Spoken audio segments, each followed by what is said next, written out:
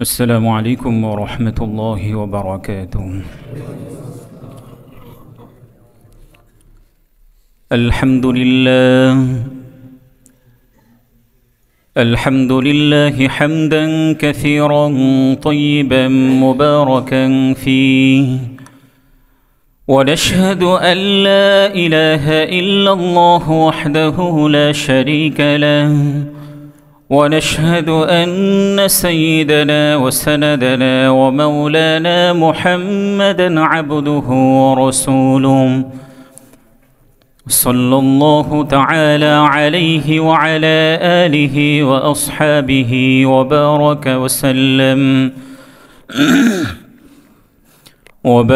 وسلم تسليما كثيرا.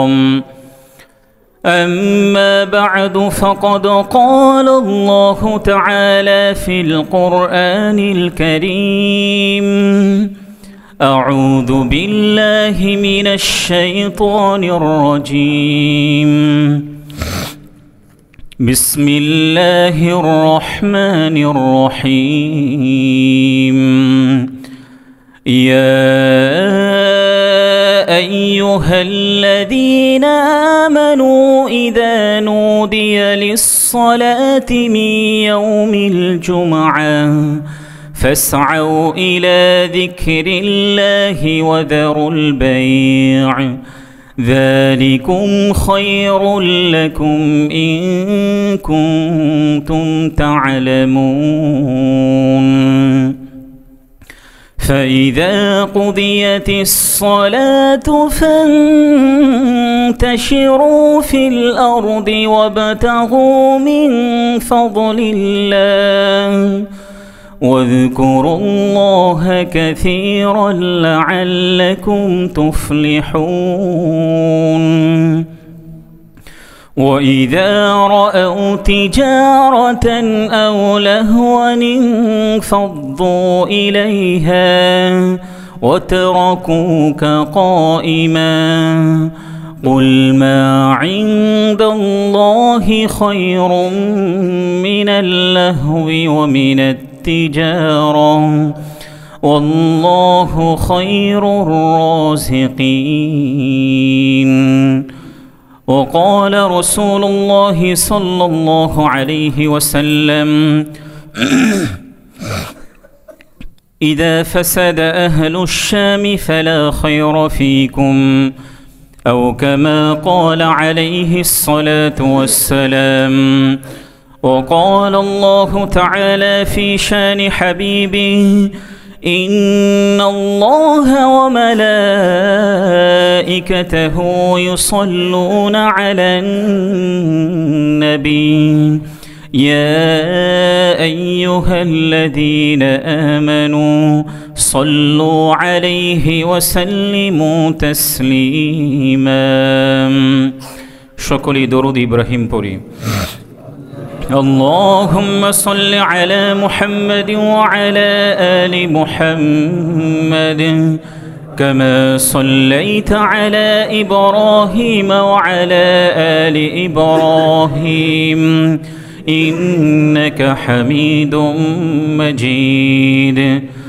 اللهم بارك على محمد وعلى آل محمد كما باركت على إبراهيم وعلى آل إبراهيم إنك حميد مجيد. আলহামদুলিল্লাহ, শুরুতেই সেই মহান আল্লাহ তাআলার কৃতজ্ঞতা জ্ঞাপন করছি, শুকরিয়া প্রকাশ করছি যে মহান আল্লাহ তাআলা আমাদেরকে কনকনে শীতের এই মৌসুমে আমাদেরকে সপ্তাহের শ্রেষ্ঠতম দিনে আগে আগে মসজিদে এসে ইবাদতে লিপ্ত থাকার তৌফিক দিয়েছেন। এই জন্য আমরা মহান আল্লাহ তাআলার কৃতজ্ঞতা আদায় করি, আলহামদুলিল্লাহ। দরুদ ও সালাম পেশ করছি বিশ্ব মানবতার মুক্তির দূত, সকল নবীদের সর্বশ্রেষ্ঠ নবী এবং সর্বশেষ নবী, যার অসীম ত্যাগ, ভাষাতীত কোরবানি আর অফরন্ত সাধনার বরকতে ইসলাম নামক একটি সুন্দর ধর্ম আমরা পেয়েছি। এই জন্য সেই প্রিয়তম ব্যক্তির প্রতি দরুদ পড়ি সাল্লাল্লাহু আলাইহি ওয়াসাল্লাম। সুস্থতা কামনা করছি যারা অসুস্থ হওয়া সত্ত্বেও মসজিদে এসেছেন, আল্লাহ রাব্বুল আলামিন যেন সকলকে পরিপূর্ণ সুস্থতা দান করেন।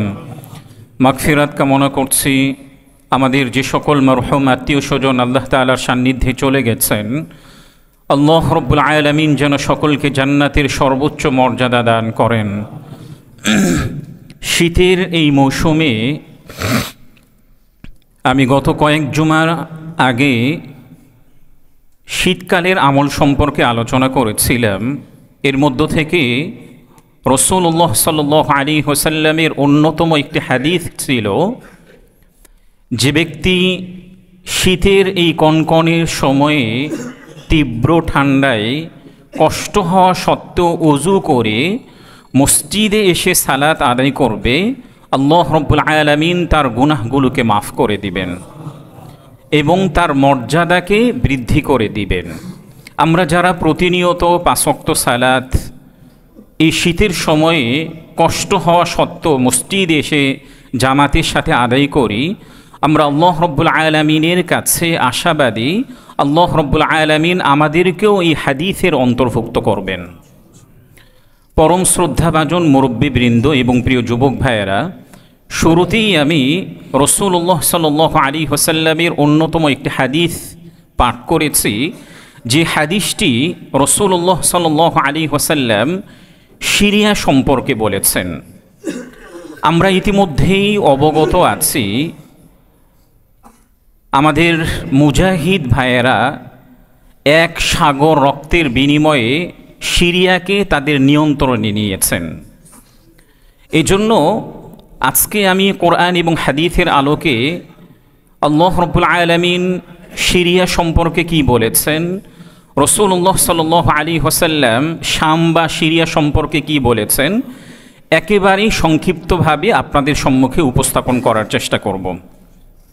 প্রথমেই আপনাদের কাছে আমি একটি প্রশ্ন উত্থাপন করতে চাই। আল্লাহ রাব্বুল আলামিন যুগে যুগে যত নবী রসুলদেরকে প্রেরণ করেছেন, এর মধ্য থেকে সবচেয়ে বেশি নবী রসুলদেরকে আল্লাহ রাব্বুল আলামিন মাত্র 2টি দেশে প্রেরণ করেছেন। বলতে পারবেন এই 2টি দেশ কি কি? একটা হচ্ছে ইরাক, আর একটা হচ্ছে শাম বা সিরিয়া। এখন আপনারা যারা ইতিমধ্যেই বলেছেন যে ফিলিস্তিন, এর ব্যাখ্যা আমি আপনাদেরকে পরে বলবো। প্রথমত, শাম বা সিরিয়া হচ্ছে এটি একটি বরকতময় ভূমি।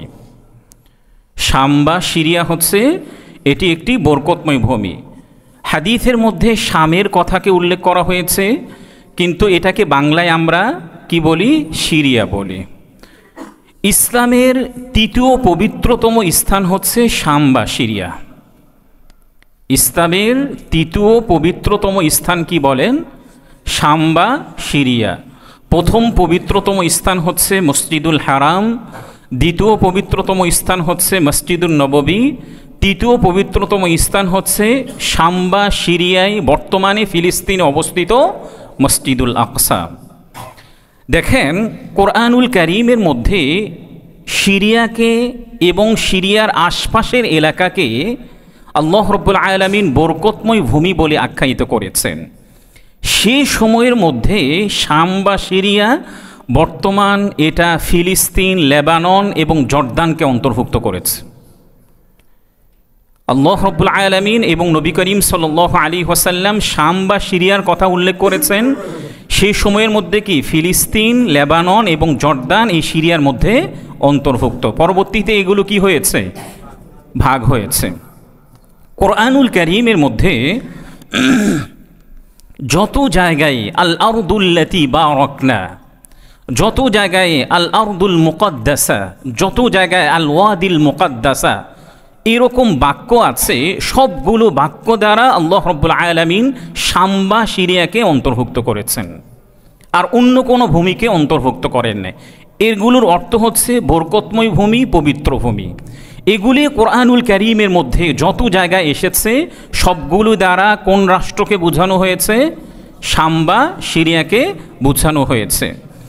দেখেন কোরআনুল কারীমের মধ্যে আল্লাহ রাব্বুল আলামিন বিভিন্ন আয়াতগুলোর মধ্যে শাম বা সিরিয়ার এলাকা যে বরকতময় ভূমি এগুলি কিভাবে উল্লেখ করেছেন। আমরা যদি সূরাতুল ইসরার 1 নম্বর আয়াতটি, যেটি আমরা মেরাজের সময় উল্লেখ করে থাকি, সেই আয়াতটি কি আল্লাহ রাব্বুল আলামিন বলেছেন, সুবহানাল্লাযী আসরা বিআবদিহি লাইলাম মিনাল মাসজিদিল হারাম ইলাল মাসজিদিল আকসাল্লাযী বারাকনা হাওলা লিনুরিয়াহু মিন আয়াতিনা ইন্নাহু হুয়াস সামিউল বাসীর। এই আয়াতের মধ্যে আল্লাহ রাব্বুল আলামিন নবীজি সাল্লাল্লাহু আলাইহি ওয়াসাল্লামকে যে মেরাজে নিয়ে গিয়েছিলেন, তার সান্নিধ্যে নিয়ে গিয়েছেন, এর বিস্তারিত আলোচনা এই আয়াতের মধ্যে উল্লেখ করেছেন। আল্লাহ তাআলা বলেছেন, পবিত্র সত্তা তিনি, যিনি তার বান্দাকে মসজিদুল হারাম থেকে নিয়ে রাত্রে মসজিদুল আকসা পর্যন্ত নিয়ে গিয়েছেন। আর মসজিদুল আকসার আশপাশকে আল্লাহ রাব্বুল আলামিন বরকতময় করেছেন। মসজিদুল আকসা সেই সময়ে কোন দেশের অন্তর্ভুক্ত ছিল? শাম বা সিরিয়া। আমি এটা কিন্তু বারবার বলবো, কারণ অনেক সময় যারা পরবর্তীতে আসবেন তারা মনে করবেন আরে এটা তো বর্তমানে ফিলিস্তিনে অবস্থিত, কিন্তু আমাদের খতিব সাহেব কেন শামের কথা উল্লেখ করছেন, কেন সিরিয়ার কথা উল্লেখ করছেন? এই জন্য এই কথাটি আমি বারবার উল্লেখ করব।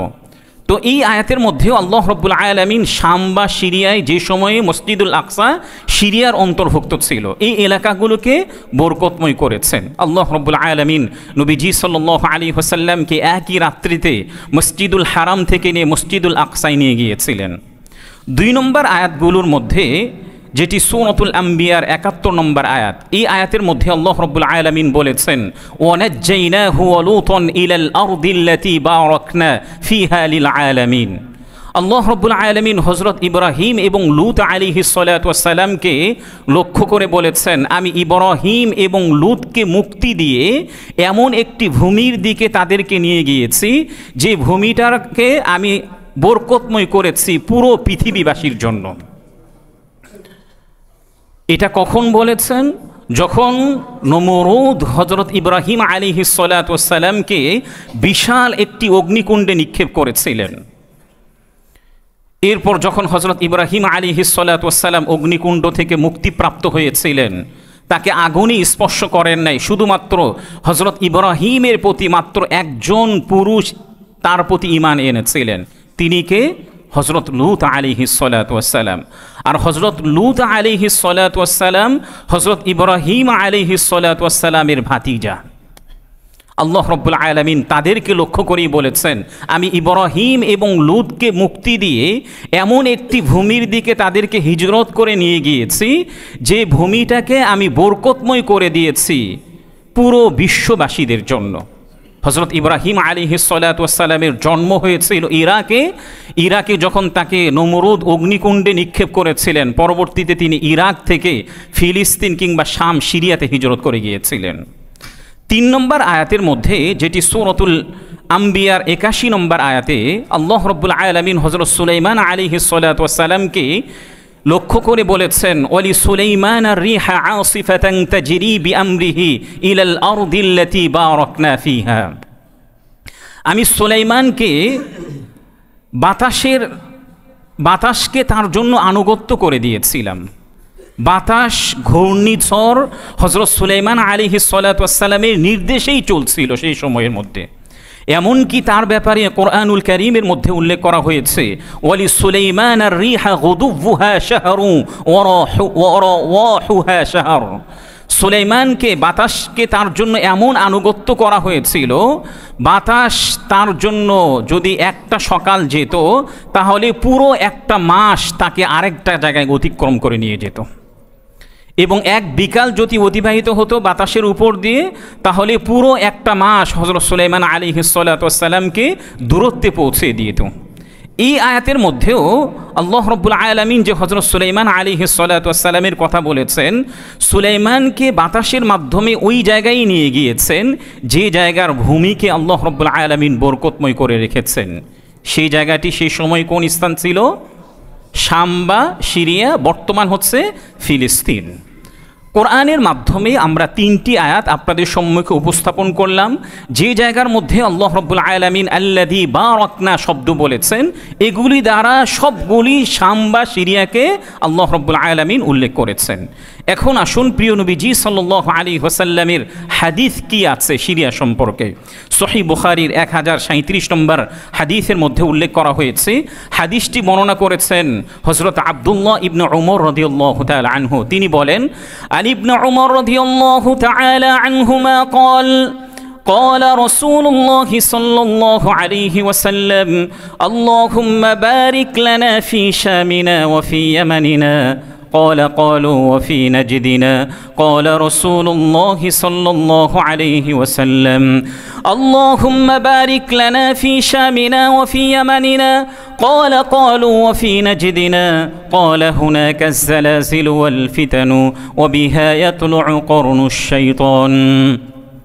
হযরত আব্দুল্লাহ ইবনে উমর রাদিয়াল্লাহু তাআলা আনহুম থেকে বর্ণিত, একবার প্রিয় নবীজি সাল্লাল্লাহু আলাইহি ওয়াসাল্লাম সাহাবাদের সম্মুখে শামের জন্য অর্থাৎ সিরিয়া এবং ইয়ামানের জন্য দোয়া করলেন। নবীজি সাল্লাল্লাহু আলাইহি ওয়াসাল্লাম এভাবে বললেন, রব্বুল আলামিন আপনি আমাদের সিরিয়ার জন্য বরকতময় করে দেন এবং আমাদের ইয়ামানবাসীদের উপরে আপনি বরকত অবতীর্ণ করেন। তখন উপস্থিত সাহাবায়ে কেরাম রাদিয়াল্লাহু তাআলা আনহুম যারা ছিলেন তারা বললেন, আমাদের নজদের জন্য বরকতের দোয়া করুন। তখন নবী করিম সাল্লাল্লাহু আলাইহি ওয়াসাল্লাম দ্বিতীয়বারে আবারও বললেন, রব্বুল আলামিন আমাদের শামবাসীদের উপরে আপনি বরকতময় করে দেন, শামবাসীদের উপরে আপনি বরকত অবতীর্ণ করেন এবং আমাদের ইয়ামানবাসীদের উপরে আপনি বরকত অবতীর্ণ করেন। তখনও দ্বিতীয়বার নবীজি সাল্লাল্লাহু আলাইহি ওয়াসাল্লাম বলার পরেও উপস্থিত কতিপয় সাহাবায়ে কেরাম বললেন, ইয়া রাসূলুল্লাহ আমাদের নজদের জন্য দোয়া করুন। তখন নবী করিম সাল্লাল্লাহু আলাইহি ওয়াসাল্লাম বললেন, না, হুনাকা জালাসিল ওয়াল ফিতান, নজ এমন একটি স্থান যেখান থেকে ভূমিকম্প সৃষ্টি হবে এবং ফিতনা ফাসাদ সৃষ্টি হবে। ওয়াবিহা ইয়াতুলু করনুশ শাইতান, এবং সেখান থেকেই শয়তানের শিং পৃথিবীর মধ্যে উত্থিত হবে।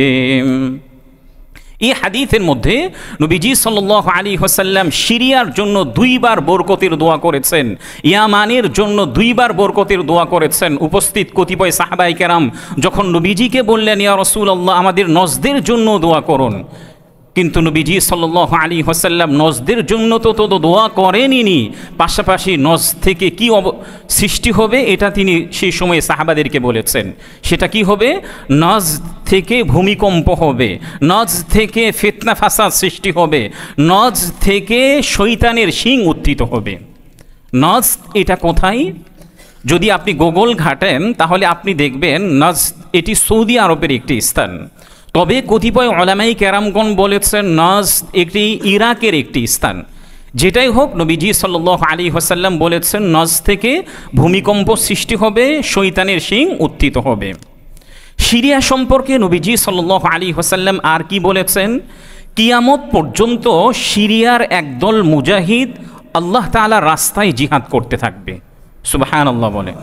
কিয়ামত পর্যন্ত সিরিয়ার একদল মুজাহিদ আল্লাহ রব্বুল আলামিনের রাস্তায় জিহাদ করতে থাকবে, যেটি সহিহ বুখারীর 3641 নম্বর হাদিসের মধ্যে উল্লেখ করা হয়েছে।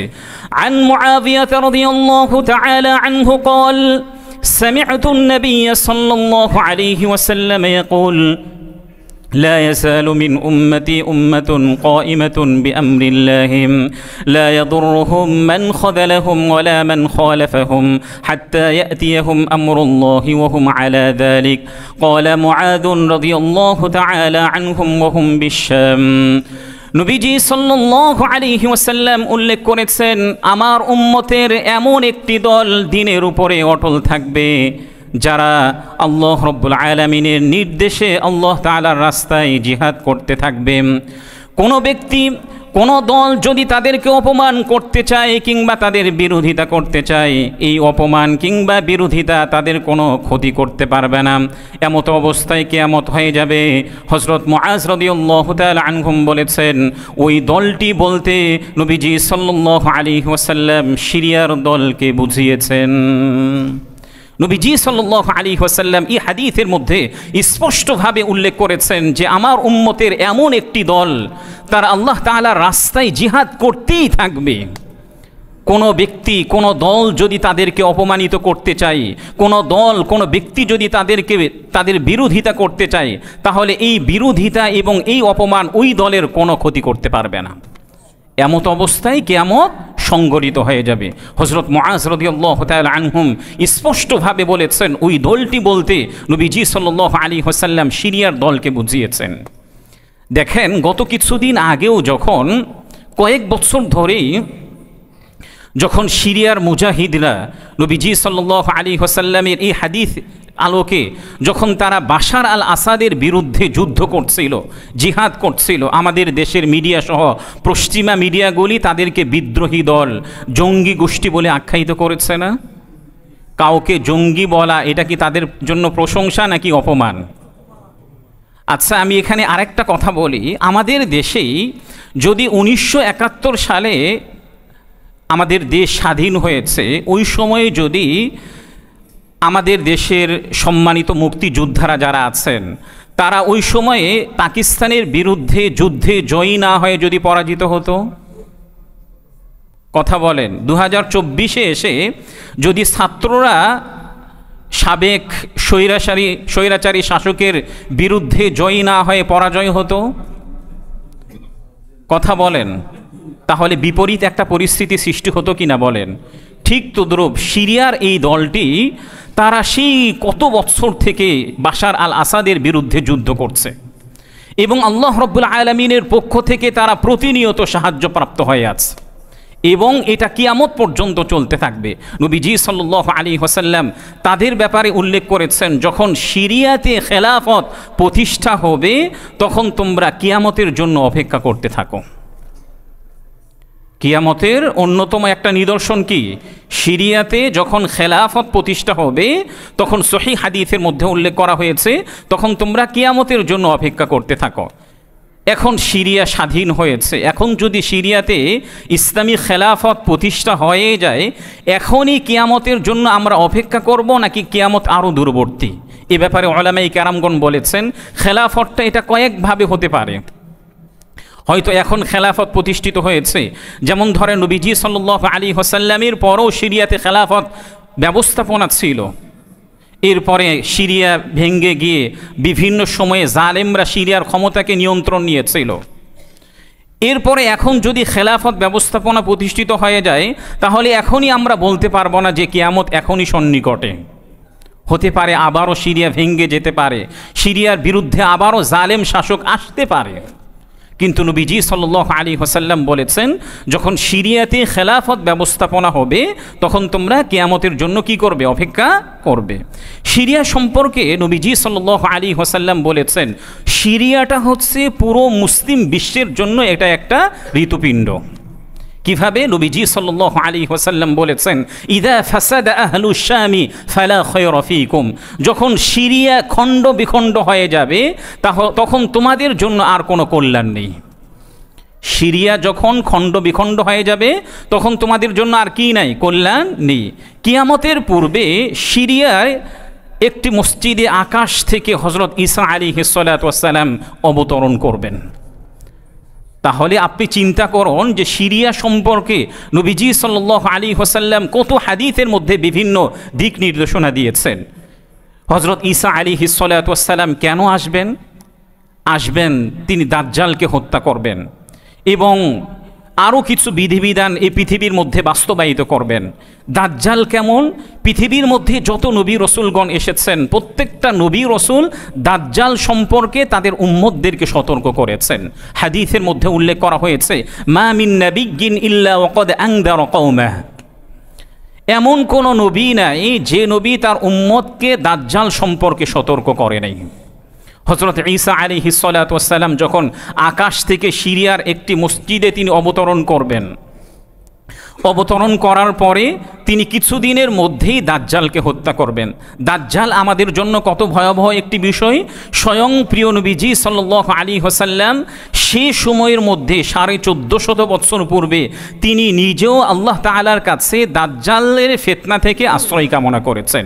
সহিহ বুখারীর 832 নম্বর হাদিসের মধ্যে উল্লেখ করা হয়েছে, নবীজি সাল্লাল্লাহু আলাইহি ওয়াসাল্লাম বলেছেন, আল্লাহুম্মা ইন্নী আউযু বিকা মিন ফিতনাতিল মাসিহিদ দাজ্জাল। রব্বুল আলামিন, আমি আপনার কাছে দাজ্জালের ফিতনা থেকে আশ্রয় কামনা করছি। তাহলে নবীজি সাল্লাল্লাহু আলাইহি ওয়াসাল্লাম আরও 1400 বছর পূর্বেই কি করেছেন? দাজ্জাল সম্পর্কে আল্লাহ তাআলার কাছে আশ্রয় কামনা করছেন। হযরত ঈসা আলাইহিস সালাতু ওয়াস সালাম এই পৃথিবীর মধ্যে কত বছর অবস্থান করবেন? এই পৃথিবীর মধ্যে আসার পরে হযরত ঈসা আলাইহিস সালাতু ওয়াস সালামকে সেই সময়ে কি খ্রিস্টানরা হত্যা করেছেন? কথা বলেন, হত্যা করেছেন? কোরআনুল কারীমের মধ্যে স্পষ্ট দিক নির্দেশনা আছে যে সেই সময়ের মধ্যে তারা তাদেরকে হযরত ঈসাকে হত্যাও করতে পারে নাই, শুলেও চড়াতে পারে নাই, বরং আল্লাহ রাব্বুল আলামিন বলেছেন ইল্লা রাফাআহুল্লাহু ইলাইহি, আল্লাহ তাআলা তাকে নিজের কাছে উঠিয়ে নিয়েছেন, তিনি এখন আকাশে অবস্থান করছেন।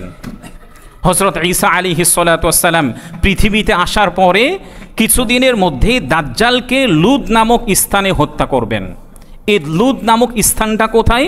এটার ব্যাপারে বর্ণিত হয়েছে তেল আবিব থেকে মাত্র 15 কিলোমিটার দক্ষিণ পূর্বে অবস্থিত, যেটা ইসরায়েলের দখলে আছে।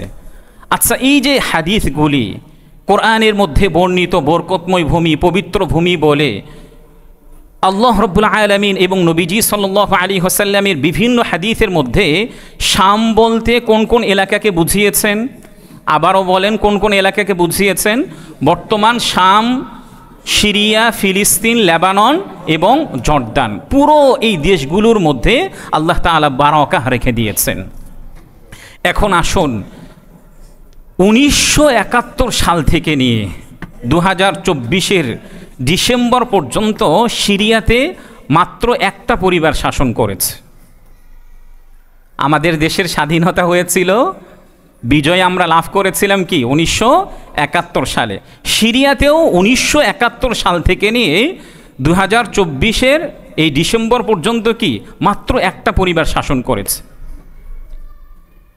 1971-এর ফেব্রুয়ারি থেকে নিয়ে 2000 সাল পর্যন্ত বাশার আল আসাদের পিতা অর্থাৎ হাফিজ আল আসাদ তিনি সিরিয়াকে পরিচালনা করেছেন। 2000 সালে হাফিজ আল আসাদ ইন্তেকালের পরে তার দ্বিতীয় ছেলে বাশার আল আসাদ, অর্থাৎ তার ছেলের নাম বাশার। আরবিরা স্বাভাবিকভাবে তাদের নামের সাথে পিতাদের নামগুলোকে সংযুক্ত করেন। 2000 সাল থেকে নিয়ে এই 2024 পর্যন্ত বাশার আল আসাদ সিরিয়াকে পরিচালনা করেছেন। এই সিরিয়ার ক্ষমতাটাকে তার নিজের কুক্ষিগত করার জন্য বাংলাদেশের মধ্যে যে পরিস্থিতি করা হয়েছিল, সিরিয়ার মুসলিমদের উপরে তার চেয়েও ভয়াবহ আকার ধারণ করেছিল। কিভাবে দেখুন, বাশার আল আসাদ রাশিয়া এবং ইরানের সামরিক এবং অর্থনৈতিক সাহায্যের মাধ্যমে তিনি ক্ষমতাটাকে কুক্ষিগত করে রেখেছিলেন এবং নিজের ক্ষমতাটাকে কুক্ষিগত রাখার জন্য বাশার আল আসাদ মূলত ছিল শিয়াপন্থী। ওলামাই কেরামগণ বলেছেন এমন শিয়াপন্থী যে তাদেরকে কাফের বললেও ভুল হবে না। শিয়াদের মধ্যে অনেক দল আছে কি, কাদেরকে মুসলিম বলা, কাদের কতিপয়কে মুসলিম বলা যাবে, কাদের কতিপয়দেরকে মুসলিম বলাই যাবে না। কতিপয় উলামায়ে কেরামগণ বলেছেন বাশার আল আসাদ এই এমন একটা শিয়াপন্থী যাদেরকে কাফের বললেও কি হবে না, ভুল হবে না। মাত্র তারা ছিলেন 24%, বাকি পুরো সুন্নি গোষ্ঠী ছিলেন 76%।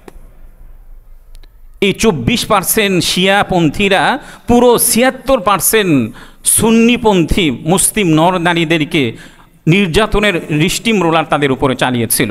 কেমন স্টিম রোলার তাদের উপরে চালানো হয়েছিল দেখুন, 5 লক্ষ নারী পুরুষদেরকে বাশার আল আসাদ হত্যা করেছে। নাউযুবিল্লাহ বলেন, কত লক্ষ নারী পুরুষদেরকে হত্যা করেছে? 5 লক্ষ নারী পুরুষদেরকে হত্যা করেছে। 1 কোটি জনগণ তারা নিরুপায় হয়ে সিরিয়াতে শরণার্থী হিসাবে তারা আশ্রয় গ্রহণ করেছিলেন। এবং আমাদের বাংলাদেশে যেভাবে যারা একটু কথা বলতেন তাদেরকে যেভাবে আয়নাঘরে রাখা হতো, সিরিয়াতেও এরকম একটা আয়নাঘর ছিল। এই আয়নাঘরের মধ্যে লক্ষ লক্ষ নর নারীদেরকে তাদের সেখানের মধ্যে রাখা হতো। আলহামদুলিল্লাহ সিরিয়ার মুসলমান বাশার আল আসাদের পতন ঘটিয়েছে এবং বাশার আল আসাদ পালাতে বাধ্য হয়েছে। পালানোর রাস্তাও সে কি পায়নি, খুঁজে পায়নি, একটা সময় সে পালাতে বাধ্য হয়েছে। এর সূচনাটা হয়েছিল আফগানিস্তানের তালেবানের মাধ্যমে।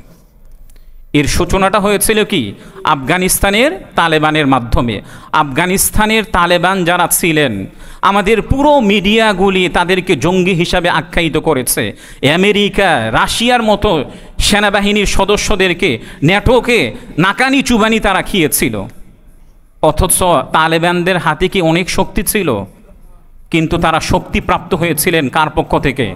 আল্লাহ রাব্বুল আলামিনের পক্ষ থেকে। এটা আমাদেরকে সব সময় মনে করতে হবে। আজকে যে সিরিয়ার বিজয় হয়েছে, এটা মুসলিমদের জন্য অনেক প্রয়োজনীয় একটি বিজয় হওয়া দরকার ছিল।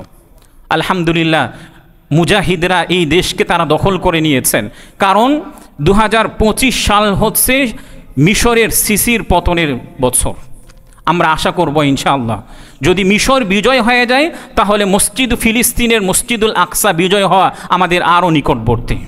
আল্লাহ রাব্বুল আলামিনের কাছে আমরা আশাবাদী। আল্লাহ রাব্বুল আলামিন এভাবেই যুগে যুগে যত জালিম বাদশা এসেছে, যুগে যুগে যত স্বৈরাচার শাসক এসেছে, এই পৃথিবীতে তারা বেশি দিন চিরস্থায়ী ক্ষমতার স্বাদ আস্বাদন করতে পারে নাই, পারবেও না ইনশাআল্লাহ। আল্লাহ রাব্বুল আলামিন এভাবেই আমরা যুগে যুগে আল্লাহ তাআলার পক্ষ থেকে সাহায্য প্রাপ্ত হয়ে জালিমদের বিরুদ্ধে আমাদের সকলকে মোকাবেলা করার তৌফিক দান করেন। ওয়া আখিরু দাওয়ানা